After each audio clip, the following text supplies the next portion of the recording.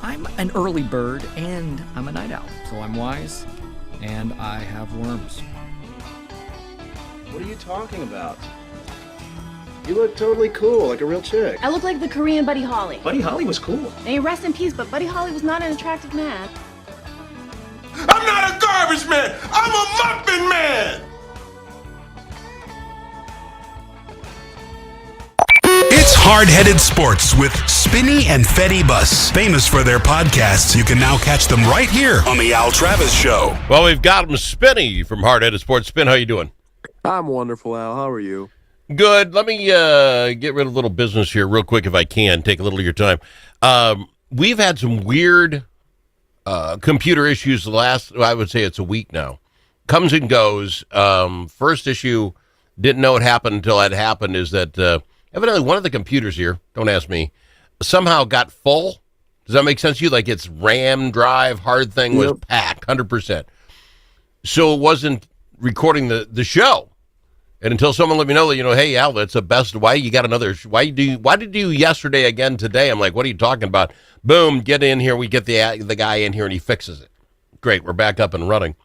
And thank you to Janet. Janet, the reason I'm explaining this because of your email or your Facebook post. Tired of seeing this stuff. Yesterday, or was it, yesterday, day before, there's some software somewhere in this thing, and again, I'm not this guy, that pushes the show up to the cloud that sends it out to the great radio stations. That piece of software turned off. Don't ask me where it is. Don't ask me how. I have no clue. But as soon as somebody said, hey, Al, you're doing that again, and generally it's with the fine KDHL because they're the first one to take the show, we get the email, oh, great, we get on it, and we get it fixed. But I don't blame some folks if they heard some of the Al show over and over again. But it's just a computer thing. I had the guy go through everything. I think we're back up and running. What a pain, Spinny. What a pain. Back in the day, this is how old I am, you just spun the little 45, you spun the 78, boom, and guess what? Radio happened. Now it's this whole computer thing. Don't have a clue what's going on. Anyway, that's what I wanted to say. That's funny, well, hopefully Yeah. it's ready to go now. We can get some fresh sports steaks here this morning. Yeah, well, that's what I'd like. And there's a lot of weird stuff. So if you can go with me on this, I mean, we can talk. We will more about the Olympics and stuff, but I want to ask you a couple questions. So you know who the Super Bowl champs are, like the Seahawks, right? Correct. Did you know they're for sale? I did. Paul Allen's estate, he passed 2018. He said, you got to sell my stuff. They waited. They have the Super Bowl champions. What is the Super Bowl champion NFL team worth? Yeah, I mean, I think we're going to get the highest sale for a pro sports team, probably. Unbelievable. And I mean, the highest NFL team sale was the Commanders in 2023, and that was just over $6 billion, $6.05 billion. So I'm guessing we're going to be in the $6.5 to $7 billion range, probably for Seattle. Unbelievable. Talk about selling on the high side. The only thing where I think you can get a deal on this deal, and maybe want to work something out, is that it's all going to charity. In his estate, Paul Allen said, hey, all of it, do it, and then put it out for philanthropy. So there's nobody making any cash on the other side. They're just going to be donating it. Maybe you're getting it on the cheap. Like $5 billion. I mean, I have a feeling Jody Allen's going to take some of that, but... Okay, that's fair. That's fair. It seemed like she was celebrating and super happy after the Super Bowl, but then this came out, and you kind of look back at it, and it's like, oh... She was celebrating making $7 billion. Got it. Well, if you sold it in 2018, they weren't doing much. You probably didn't get much out of it. This is going to be amazing to see, and they think it'll be done by the time next season starts.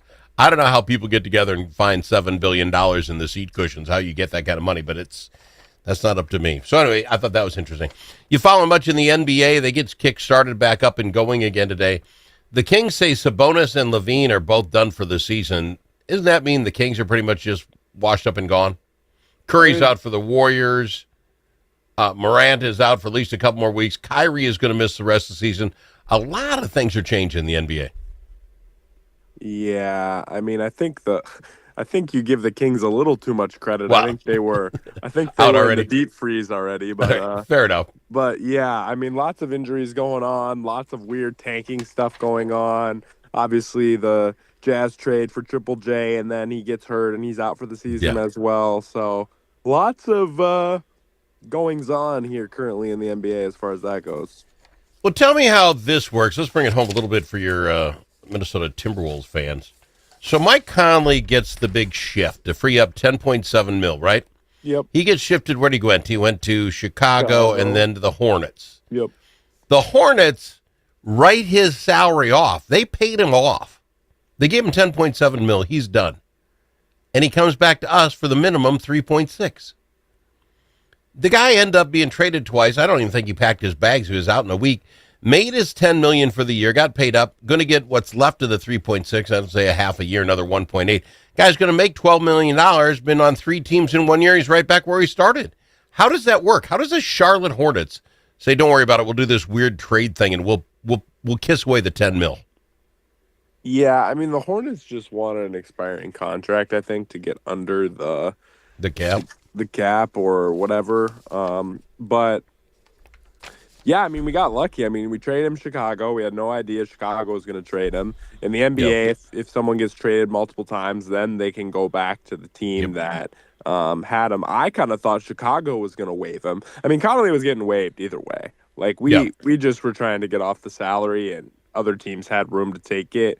And so I think, like, we just got lucky that the Chicago had 1,000 million billion guards and decided to trade him again. And because I do love Mike in the Joe Ingles role. You know, I do love him in that. Like, I think he's a great leader. I think everyone on the team loves him. And if he plays 10 maybe minutes a game, sure, I think he can be okay. But it's nice now we don't have to play him 25 minutes a game. I didn't see though who we boot to make room for him. Did you catch that? I did not. I did not. I'm sorry. I'm looking at the roster here, and I can't even tell who. So obviously somebody who has never seen the court. But okay. But so Mike Conley's back. I'm happy to hear that. Give me your assessment on how the Wolves will do here. And I'm trying to look real quick. How many games do we have left? We're at 56, 26 games. I think good. I think. Let me give a record prediction. I'm gonna say. What'd you say, 28 games or 26? Sorry. We're at 38, so 24 games to play yet. 24 games. We're at 34 wins right now. Yeah, in the last 24, we're going to go 16-8. So I think that'll put us at a 50-win season. That's 50 wins wow. Is where we get to, or at least really close to that number. I think we're kind of coming into our stride a little bit. I like our depth. Right now, again, I'm not a betting man, but if you are, Wolves plus 2,500 to win, so 25-1 to win the finals. I think, listen, Al, let's be real. I think the team coming out of the West is going to win the finals. So I think you'll get teams out of the West at a little bit of a discount, but this is the most I've believed in the Wolves the whole year right now at this moment. And all of that because of the last trade, because we got that guy, I can't even pronounce his name, that... Presumably, there you go. He shoots 45 from threes. I appreciate him. You think that's a difference maker? Because I'm looking at the others. Tell me about Oklahoma. Do we beat them? Do we beat San Antonio? Can we beat Denver? The Rockets are interesting to me. The Lakers seem to figure out their crap. I'm not sure who we get a past in all that in a 7-game series. Like, we've beat Denver before, and their health is, if Aaron Gordon's not playing, especially, I think Denver's beatable. Oklahoma City, yes, we can beat them, but I do, and the best thing about playing them is Ant thinks he's better than SGA. Might not be, but thinks it. Yes. I don't know if SGA thinks he's better than Ant, and so I think we do have the. And now he obviously does think that, but Ant's just a lot more vocal and really makes other people believe it, and so I just think we can. It'll be nip down, drag out series with them. It's 6 or 7 and it's going to be fun, but I think that's doable. San Antonio also is on the same level as those 3, and everyone else I think we can beat. The Rockets are kind of a disaster, and if KD ends up actually this being his burner account, they're going to be having some weird team dynamics there. The Lakers are great offensively. I just don't think they can guard anybody. And I don't think they're athletic enough to be successful in the playoffs for them. So, and I think we can beat everybody else. So I think it's kind of a 4-team race right now. And I like our chances. All right, that's fair enough. What do you think of Phoenix right now? Phoenix is just a game and a half behind us. Do you like Phoenix? Could they be somebody who jumps up and then all of a sudden we're in a play-in situation? I just think Phoenix is a first round exit team. Like they're nice. Okay. They've played really hard, right? They Mhm. really try. Who of those 4 teams I just named, which is one they're gonna play in the first round, San Yeah. Antonio, Oklahoma City, Denver, and us. Are there any of those you're like, yeah, Phoenix can beat them? Not really. No, not really at all. All right, we've got to go to break, Spin. We'll be back right after this. I've got him, hard-headed sports guy Spinny on the Al Travis Show. When the stakes are high at the Minnesota Capitol, you need more than a lobbyist. You need a partner. At Momentum Advocacy, we bring nearly 90 years of combined experience in government relations, public affairs, and strategic communications. From nonprofits to national corporations, we help organizations navigate Minnesota's political landscape with integrity, insight, and results. Whether you need legislative champions or headlines, Momentum Advocacy delivers. For more, visit momentum-advocacy.com. Momentum Advocacy, your friends at the Capitol. Chanhassen Dinner Theatres proudly presents Guys and Dolls, packed with comedy, romance, dazzling dance numbers, and unforgettable characters. This Tony Award-winning Best Musical takes you from the gritty streets of New York to the colorful cafes of Havana. It's a high-rolling musical spectacular everyone will love. Don't wait. Visit chanhassendt.com and grab your tickets today. Guys and Dolls. Chanhassen Dinner Theatres, always entertaining you.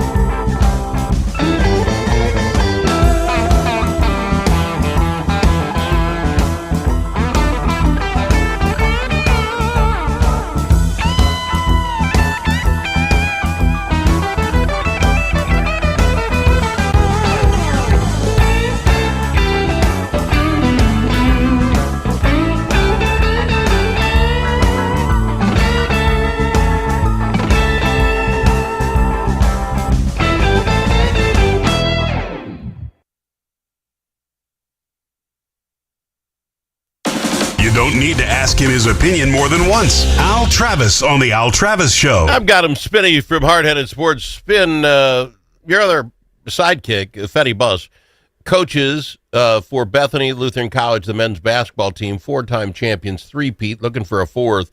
They had a game where they're supposed to have a game yesterday. It got postponed until today. I hate to say this. I'm happy to say it, but I hate to say it for everybody listening. We got no snow here. We didn't get anything, and I presume it was the snow that postponed it yesterday. Do you know? Yeah, I think so. I'm not sure who they were playing. I'm not 100. Morris. Okay, so it's probably the travel from Morris to Bethany. Because we got 8 inches, six to 8 inches. Yeah, I mean it's like you're Twin Cities-ish.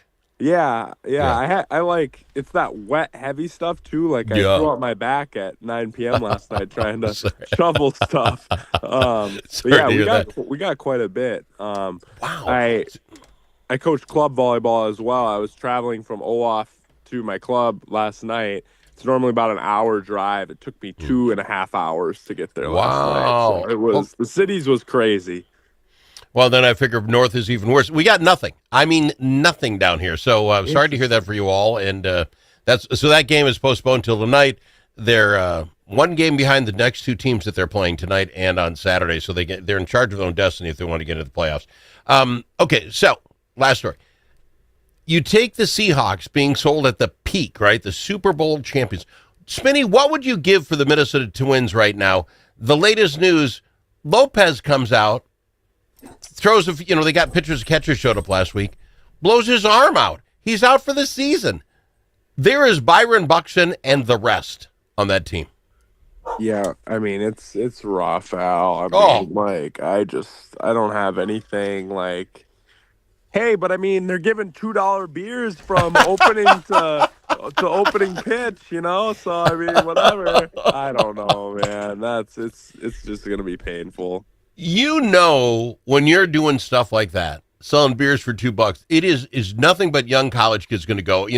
You're just begging for problems. I go do that. What's the St. Paul Saints stuff? Yeah. Do the St. Paul Saints. Get a pig to bring the ball out. Do crazy stuff like that. You might as well, because it's a carnival show. If you can't put anybody on the field, now your number one pitcher gone. Name the next two pitchers. I don't even know. I don't know either. And yeah. Hey, right now, I think I'd rather go to a St. Paul Saints game, to be real. Probably be more competitive, and it's definitely more fun. Yeah. Facts. All right. Yeah, it's just tough when your pro sports team is just doing that, and I don't know where the pull ads are getting off. You look at if you put something on the field, the kind of money you can make, this is going to make it really tough for them. Hopefully they throw some money at it. That's what's so hard is they could make more money by spending more money. I just don't understand how that isn't like, hey, if you're at least just competitive, you're going to make a ton of money. But if you're really bad and trade everyone on your payroll, hey, you're probably not going to make as much money. It just seems obvious. Half the experts are saying we will finish under the Chicago White Sox, who all last year I said that team was in a spiral that cannot come out of now. No one's showing up, so you can't get the money. We're going to try to beat them to the bottom. Classic Twins moves. Classic. One last thing, you interested in the Olympics yet? We're in third place in the medal count. Norway, they're rocking it. They just do. They had nothing else going on for them. We're in third place, 2 golds behind Italy, but I think we make that up with both the women and the men's hockey. We're fine. We'll be in second place in no time. And as long as we kick butt on the French, I don't care because they cheat. Fair enough? Is that my whole assessment of the Olympics? Sounds fair to me. Men's hockey beats Finland for the first time since 1960. That was a nice one. I love the men's hockey team right now. 2 wild players on it. Yeah. The vibes are very good. And they're so fun to watch. Also, Michaela Schifrin came through, won her gold medal in one of her downhill ski events. So that was fun to see the GOAT get another gold. You got to talk about the women's hockey, though. You talk about goalies being able to stand on their head. The women's hockey has yet to give up a point. They're winning 5-0, 4-0. They have yet to give up a score. Their goalie's disgusting. Like, she is so nasty, man. It is crazy.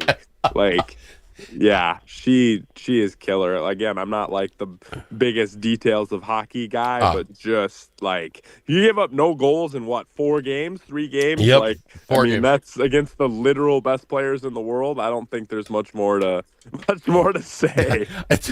So that's why I'm almost guaranteeing the win there, and the men will be another one of those great miracles of nice thing. It's shaping up nice for us. I like some of the extracurricular stories. I only have a minute to go, but I kind of like the curling, swearing at each other, calling fouls. I'm getting interested in the Olympics, and we only have the end of the week, I think, when this done. I know, it just got you in. Also, I love curling. I want to try it. I want to see how hard it is, because it's got to be hard. It has to. I know my kid and his wife joined another couple, and they did some curling. I want to meet you up in the cities. We'll do it. I know they have it up there. Can we do that? That would be fun. Yeah. All right, Spin, how does somebody pick up Hard Headed Sports if they're interested? I saw you guys dropped another one. Yeah, check us out on YouTube, Apple Podcasts, and Spotify. Dropped an 1.5-hour NBA episode yesterday with our guy Buck. Very good. Give it a listen. All right, thank you, Spinny. Hard Headed Sports, wherever you get your podcast. At LGH Wealth Management, our mission is to create financial empowerment through